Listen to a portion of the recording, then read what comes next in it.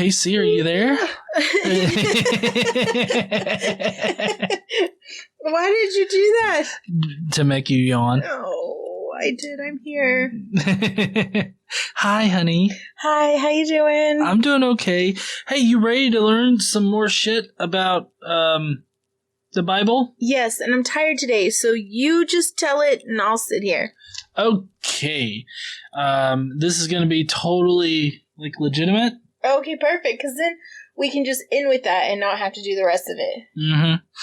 All right, so we're starting off with 3 years of famine, all because they killed some people, namely the Gibeonites. And then the Gibeonites demand 7 of Saul's descendants to kill for whatever reason, and once the Gibeonites kill all 7 of them, apparently it lifts the famine. They also displayed the bodies like they're fucking serial killers, so serial killing in the Bible. And then we've got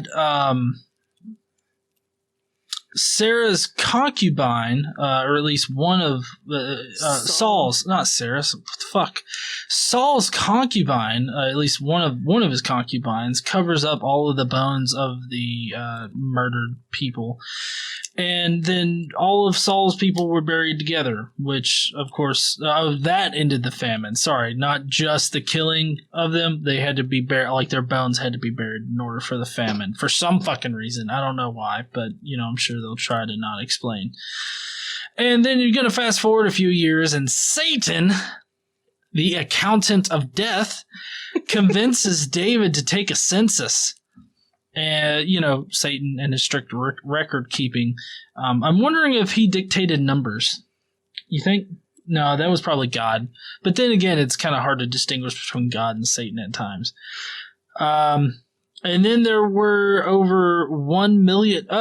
So the census came up with over 1 million men that were there. They, of course, didn't count a bunch of people for racist reasons. And then David realized that he was sucking on Satan's spiky cock instead of God's glorious manhood. Oh my God. He tries to, get redeemed for this, but God's like, you got 3 choices, boy. You can go through 3 more years of famine. You could get shit on by your enemies for 3 months. Or you could spend 3 days getting butt fucked by God's sword.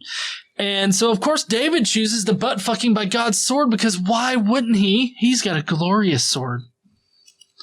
And a lot of people died because God killed them, because God is also kind of blurred with Satan at times. God kills a bunch of people. It's like a fuck ton of people. Anyways, angels then proceed to fuck Israel without condoms. Because you know how God feels about contraception. But that made God sad, so God was like, hey, stop fucking Israel, man. What the fuck are you doing? And David complains about not getting a lot of attention and wants all the attention on him because he's got a big BDSM fetish. David then builds the giant dildo altar and he kills small animals on it like a serial killer. I don't know why all these people end up being serial killers, but that's generally what it ends up happening. Then David tries to build a temple, but realizes he's going to croak before it's done, so he tasks Solomon, his son, with building it, and so they can slaughter more animals needlessly. For God's pleasure, of course. This is all about God's pleasure, because God uses the animal blood to masturbate with. It's just how shit goes. He also uses the intestines for condoms, which I don't understand since he doesn't like contraception. Maybe only he's allowed to do the contraception. God's allowed to do a lot of things that humans aren't. It was perfect, wasn't it? My little recap here. We don't have to cover anything.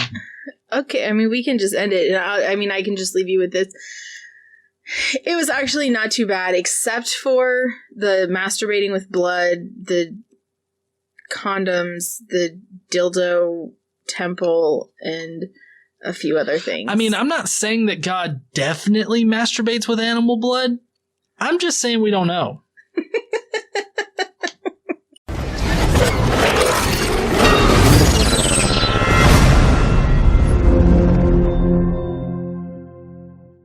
What's up, heathens? How y'all doing? So, yes, we're going over more of the Bible today. Casey, it's a little bit of a long one today, I guess. But do you want to go ahead and tell me what I got wrong? I mean, I'm guessing I got most of it right. Yeah.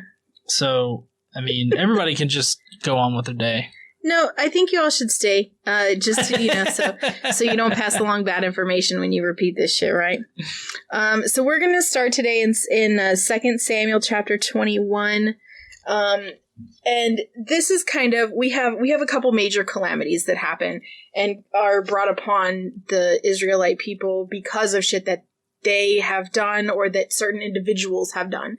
So during the reign of David, and it's really kind of hard to tell at what point in times these things happened because it's not really specific, but sometime during the reign of David, there was a famine for 3 successive years.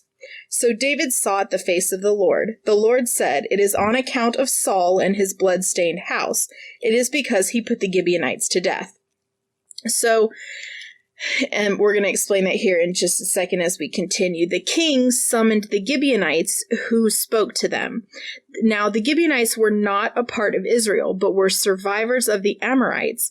The Israelites had sworn to spare them, but Saul, in his zeal for Israel and Judah, had tried to annihilate them.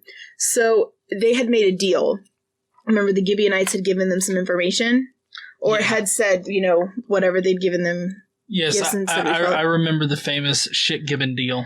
Yes, so they said Israel, under Saul, promised not to harm them, but they did. So I like how the retribution comes so much later.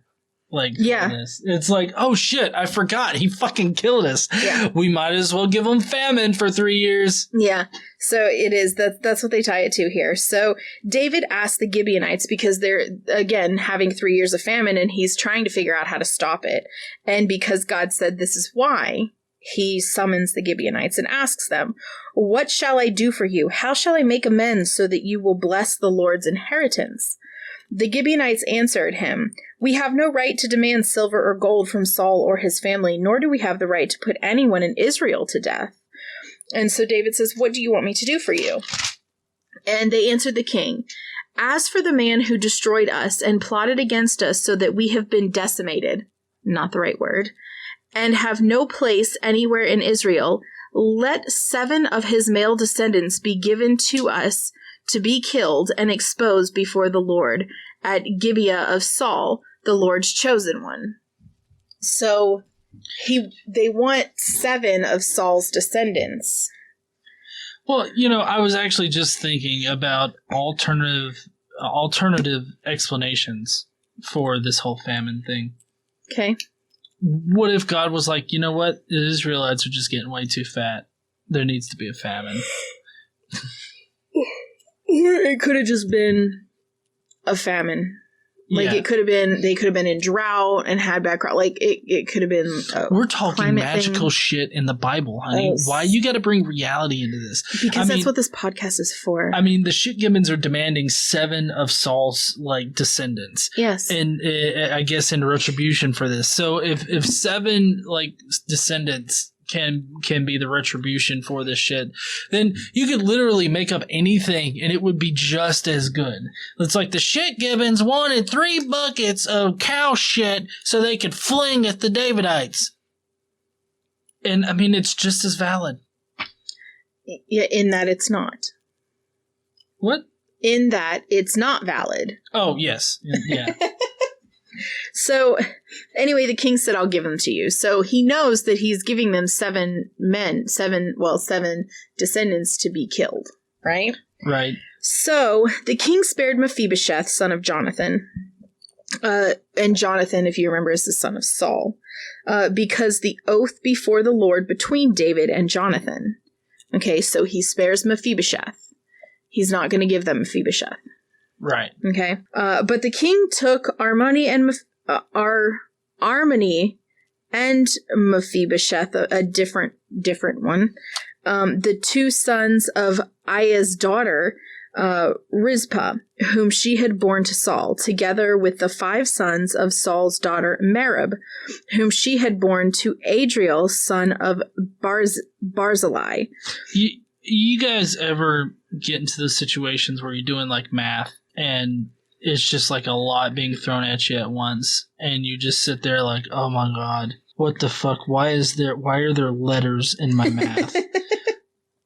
I feel like that right now. Yeah, so with these basically, names. yeah, it's just it doesn't really matter who they are. He spared Mephibosheth, Jonathan's son, and then gave them 7 others from Saul's daughters.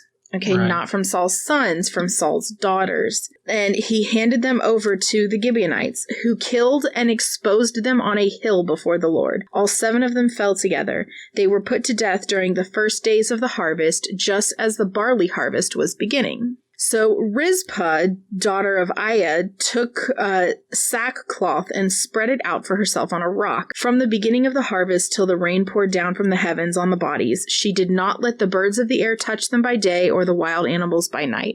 So basically she protected the dead bodies of her children and relatives. She sat there and watched them decay. Apparently, yep. So when David was told what she was doing, and Rizpah was one of Saul's concubines, if you recall. Okay, so when he found out what she had done, he went and took the bones of Saul and his son Jonathan from the citizens of Jabesh, Gilead. They had taken them secretly from the public square at Bethshan, where the Philistines had hung them the day after they struck Saul down at Gilboa. So David brought the bones of Saul and his son Jonathan from there, and the bones of those who had been killed and exposed were gathered up. They buried the bones of Saul and his son Jonathan in the tomb of Saul's father Kish at Zelah in Benjamin, and did everything the king commanded. After that, God answered prayer in behalf of the land. So after that, once they buried... So the Gibeonites had retribution, right? Right. Then they took all of the bones and buried them, and then God answered the prayers. There were rains, whatever. The famine ended. Yeah, well, I mean, isn't it very arbitrary? Like, where they draw the line at, or like where God decides to... And the famine? In the famine. I mean, it just feels kind of arbitrary. Well, I mean, it's right when the rainy season comes. Well, that's a good point from a realistic perspective, but we're talking magical God shit here. Yeah. So, anyway, that's how that happens. And, okay, so that was the portion that we're going to read from 2 Samuel chapter 21, and we're going to move on to 2 Samuel chapter 24 to talk about the other bad thing that happens. What was I talking about? Oh, the calamity. The other calamity that happens, okay? Okay, and just to remind everybody that's listening right now, the chapters and everything, how this is structured is linearly. So, temporally, this is how things happen, supposedly in the Bible. Yes, it's chronological. That's the word I was looking for. Yes, so they try to set it up chronologically from the very beginning through the story. But some things they have to pull out of order. Within the chapters. Within the books and chapters, there are various things that happen at various times, and it's all kind of mishmashed together. Well, so what this, the Daily Bible is what it's called, what they tried to do was take it apart and put it back together in chronological order to try to make it make more sense. But these two things, these two calamities, they're not sure exactly when they happened, but they kind of try to fit it in here at a convenient timing within the story. Okay. So 2 Samuel chapter 24, and this is also in 1 Chronicles chapter 21 for anybody who's paying attention. Satan.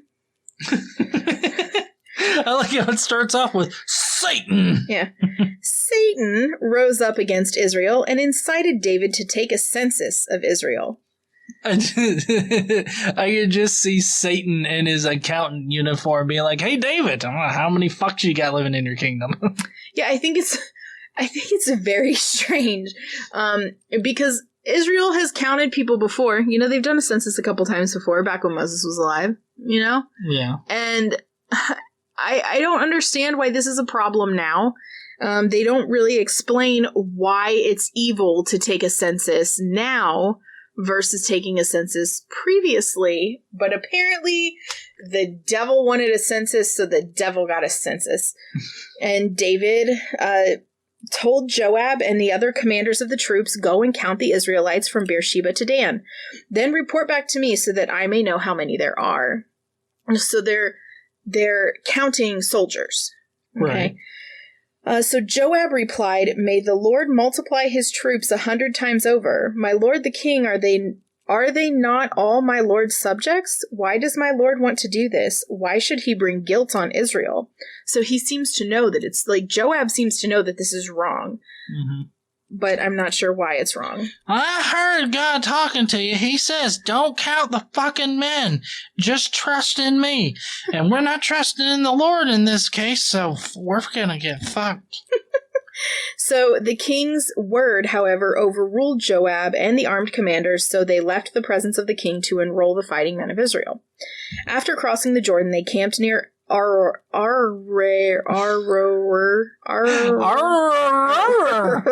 Sounds like a dog needs to be pronouncing these fucking words. Well, look at this. You tell me how to say this word right here. Okay. Let's see. There you go. just like Fido says. So they camped near there, south of the town in the gorge, and then went through Gad and on to Jazer. They went to Gilead, the region of Tatim Hodshi, and then on to Dan Jan, and around towards Sidon. I can't. Whatever the fuck that word was. Then they went toward the fortress of Tyre and all the towns of the Hivites and Canaanites. Finally, they went on to Beersheba and the Negev of Judah. After they had gone through the entire land, they came back to Jerusalem at the end of 9 months and 20 days. That's how long it took them. Okay. Joab reported the number of fighting men to David. In all Israel, there were 1,100,000 men who could handle a sword, including 470,000 in Judah. Okay. But Joab did not include the Levites or the Benjamites in numbering because the king's command was repulsive to him. I understand leaving out the Levites because they're the priests, right? I don't understand why you leave out the Benjamites, but whatever. Apparently Joab thought he knew better. Doesn't matter anyway. They done fucked up. All right. Yeah. So this command was also evil in the sight of God, so he punished Israel. Not David, Israel. Well, yeah, of course, this goes back to the whole idea that if one person fucks up, then the entire population of people get fucked up. Yeah. So David said to God, I have sinned greatly by doing this, which he figures out afterward, apparently. Now I beg you, take away the guilt of your servant. I have done a very foolish thing. The Lord said to Gad, David's seer, so instead of God talking to David, he talks to Gad, go and tell David, this is what the Lord says. I am giving you 3 options. Choose one of them for me to carry out against you. So Gad went to David and said to him, this is what the Lord says. Take your choice. 3 years of famine, 3 months of being swept away before your enemies, with their swords overtaking you, or 3 days of the sword of the Lord. Days of plague in the land, with the angel of the Lord ravaging every part of Israel. Now then, decide, how should I answer the one who sent me? So, in case you guys aren't keeping up with the whole numerology thing, but the number 3, at least as far as like symbolism in the Bible goes, 3 is a very holy number. Mm-hmm. And so that's why you find 3 being associated with a number of things that is like God done or breathed or whatever. Mm-hmm. 7's kind of the same way. So in this case, like they had the 3 years of famine, mm-hmm. right? Because they killed the shit givens. And now they're facing either 3 years, 3 months, or 3 days. Well, and the shit gibbons wanted 7 people for retribution. Right. And so now it's 3 because it's God. Mm-hmm. It's a lot like with the different signs that, like for instance, if you remember back in the Gideon the Gideon, he was a judge. Mm-hmm. He was a judge. He specifically picked Gideon because it would emphasize God's role in any victory. And it's why God always picks such a low number of people to do his bidding, because it highlights his thing. So it's all about power. Right. It's all about highlighting God's influence on and these authority and power. Yeah, authority and power. Right. So that's why the number 3. That's why the number 7. That's why all these kind of numbers that are in here. So David said to Gad, I am in deep distress. Let me fall into the hands of the Lord, for his mercy is very great, but do not let me fall into the hands of men. So he chooses 3 days. Of course. Yeah. So the Lord sent a plague on Israel, and 70,000 men of Israel fell dead. God damn. God loves to kill his own people, doesn't he? Yeah. And God also sent an angel to destroy Jerusalem. But as the angel was doing so, the Lord saw it and was grieved because of the calamity, and said to the angel who was destroying the people, Enough, withdraw your hand. The angel of the Lord was then standing at the threshing floor of Arana. Another one of those words. The Gibeonite. Okay. So David looked up and saw the angel of the Lord standing between heaven and earth, with a drawn sword in his hand, extended over Jerusalem. Then David and the elders, clothed in sackcloth, fell face down. David said to God, Was it not I who ordered the fighting men to be counted? I am the one who has sinned and done wrong. These are but sheep. What have they done? O my Lord, O Lord my God, let your hand fall upon me and my family, but do not let this plague remain on your people. So he's begging for his people, because lots are dying. So the angel of the Lord ordered Gad to tell David to go up and build an altar to the Lord on the threshing floor of that guy, the Gibeonite. So David went up in obedience to the word that Gad had spoken in the name of the Lord. While he was threshing wheat, he turned and saw the angel. His 4 sons who were with him hid themselves. Then David approached, and when that guy, what are we going to call him? Here. Here's his name. Aaron. His name's not Aaron. Arana. A-R-A-N. Arana. That's what it sounds like. Fine. So Arana looked up and saw him. He left the threshing floor and bowed down before David with his face to the ground. David said to him, Let me have the site of your threshing floor so I can build an altar to the Lord, that the plague on the people may be stopped. Sell it to me at the full price. Arana said to David, Take it. Let my lord the king do whatever pleases him. Look, I will give oxen for burnt offerings, the threshing sledges for the wood, and the wheat for grain offering. I will give all of this. But David replied to him, No, I insist on paying the full price. I will not take for the Lord what is yours, or your sacrifice a burnt offering, that cost me nothing. Mm-hmm.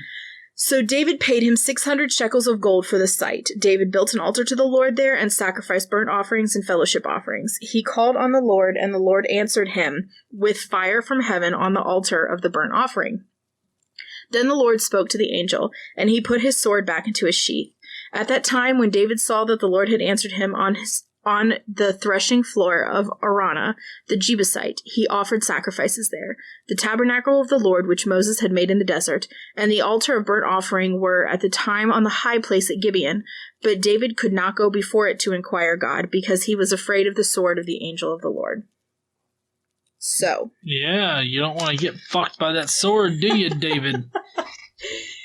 So that's where we are with that. So David, after experiencing all of this, decides it's time for him to prepare to build the temple. Right. Okay. Because that's been throughout the Old Testament, building a temple is what they're supposed to build a temple. And they currently have not done. They haven't built the temple, right? So wait, are we Jews yet? No. Damn. Okay. So now we're starting 1 Chronicles chapter 22. Right. Okay, so then David said, The house of the Lord of God is to be built here, and also the altar of burnt offering for Israel.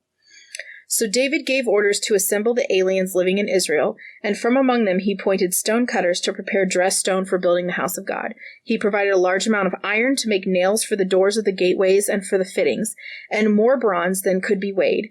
He also provided more cedar logs than could be counted. For Sidonians and Tyrians had brought large numbers of them to David. David said, "My son Solomon is young and inexperienced, and the house to be built for the Lord should be of great magnificence, and fame and splendor in the sight of all nations. Therefore I will make preparations for it." So David made extensive preparations before his death. So he knew he wasn't going to be able to make it, live throughout to see the temple being finished.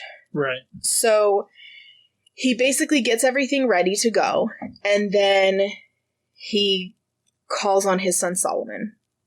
So he called on his son Solomon and charged him to build a house for the Lord, the God of Israel. David said to Solomon, "My son, I had it in my heart to build a house for the name of the Lord my God, but this word of the Lord came to me. You have shed much blood and have fought many wars. You are not to build a house for my name because you have shed much blood on the earth in my sight. But you will have a son who will be a man of peace and rest, and I will give him rest from all his enemies on every side. His name will be Solomon, and I will grant Israel peace and quiet during his reign. He is the one who will build a house for my name. He will be my son, and I will be his father, and I will establish the throne of his kingdom over Israel forever." See, this is interesting right here because, you would think that God only has one son, right? Well, I mean, no, because I've read this, but yes, generally speaking, most people think that God has one son. Right. What they don't know is that the kings of the past were also deemed God's son because it's an adoptionist sort of culture. Yeah. And so they're all adopted as the son of God. Mm-hmm. Yeah. And so it seems like right here he's talking about Solomon before he was born, right? But right now it's not. So he's basically telling him what happened, that God told him he would have a son named Solomon, whatever. So Solomon says, "Now my son, the Lord be with you, and may you have success and build the house of the Lord your God. And as he said you would, may the Lord give you discretion and understanding when he puts you in command over Israel, so that you may keep the law of the Lord your God. Then you will have success if you are careful to observe the decrees and laws that the Lord gave Moses for Israel. Be strong and courageous. Do not be afraid or discouraged.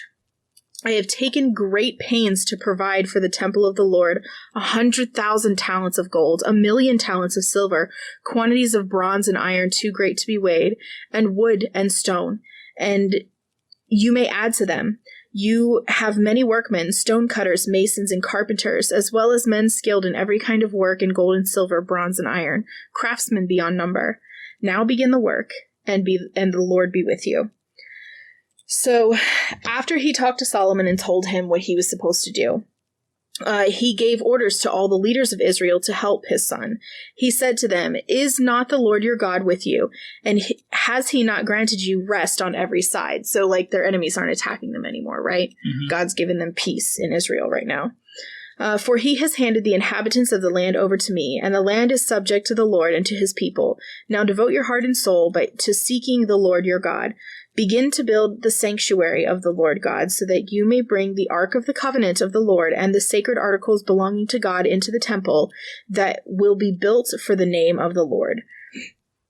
So after that in the story, that's where we're going to end the story part today. But following that, in this particular book, they also have Psalm 30, which is a dedication. It's a song that David wrote to dedicate the temple. Right. So I'm so glad that they write songs to dedicate shit to, and then they keep them memorialized in their book. Yeah. So anyway, that's where we're gonna end today. Yay! Yeah, we're done. We're not. I mean, we're done for today. I mean, yeah, just for today. We're not done with the Bible yet. Jesus hasn't died. Yeah, we got a lot to go. Yeah. But next time, we're gonna have a kind of like a national convention.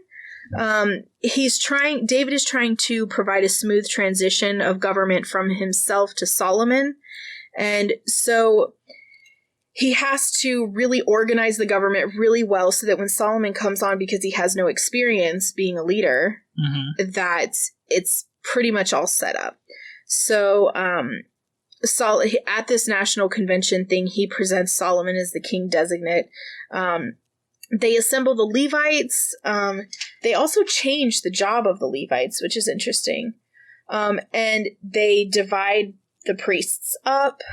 Then they divide the names. They divide everybody up into 24 different divisions, into 24 different classes. They give gatekeepers, and that's what we're going to do. And the week after that, they divide up responsibilities, appoint treasurers. So basically, the next couple of weeks, what we're going to have is David organizing the government and getting everything ready for Solomon. Divine logistics. Pretty much. Well, heathens, I hope that you will tune in next week for the divine logistics talk. As for this week, we would love to hear from you down in the comments section. Let us know what you think about this particular episode, and how Satan's a demonic accountant.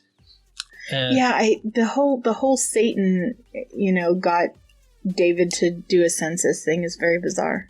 Yeah. I mean, can you imagine? It's like, what horrible shit did God do in the Bible? Oh, He killed 70,000 people today, but Satan, he convinced this one guy to fucking count people. That Satan's such a dick. It's so bizarre.